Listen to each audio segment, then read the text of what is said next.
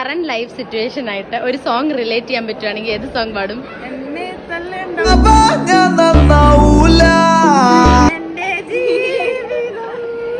കഞ്ഞിയുമായി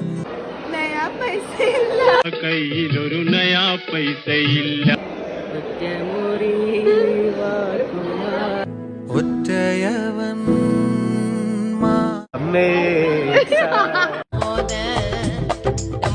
എനിക്ക് പ്രേമിക്കാൻ